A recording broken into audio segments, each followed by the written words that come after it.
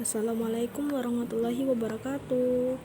Untuk pertemuan kali ini kita masih membahas tentang jejak peradaban dinasti Abbasiyah, di mana sebelumnya kita udah membahas tentang sejarah berdirinya dinasti Abbasiyah. Nah, untuk pertemuan kali ini kita akan membahas lagi materi tentang silsilah khalifah pada masa dinasti Abbasiyah. Berikut adalah silsilah khalifah yang pernah berkuasa pada masa dinasti Abbasiyah.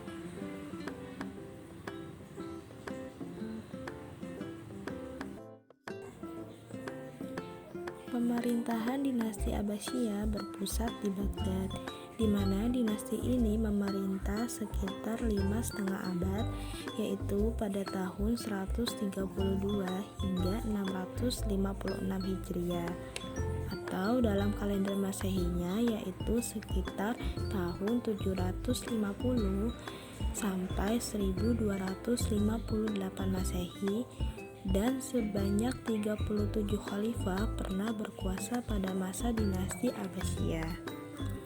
Setelah dinasti Abbasiyah diserang oleh tentara Mongol, dunia muslim pernah tidak memiliki kekhalifahan sekitar 3,5 tahun, di mana kekhalifahan Abbasiyah kemudian dapat didirikan kembali dan pemerintahan barunya berpusat di Mesir. Khalifah pertama pada saat itu bernama Al-Mustansir Billah kedua pada tahun 660 sampai 661 Hijriah.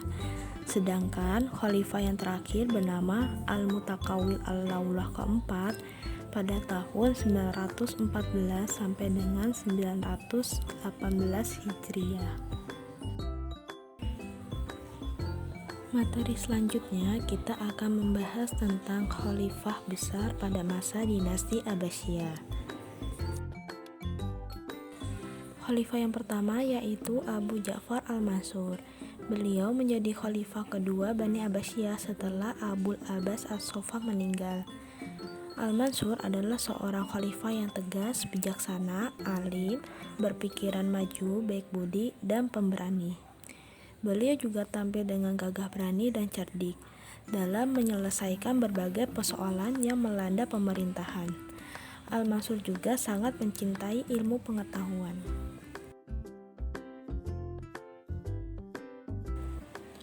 Berikut adalah kebijakan pada masa Al-Mansur. Yang pertama yaitu memperkuat pemerintahan, kemudian yang kedua adalah mendirikan kota Baghdad, dan yang ketiga adalah pengembangan ilmu pengetahuan.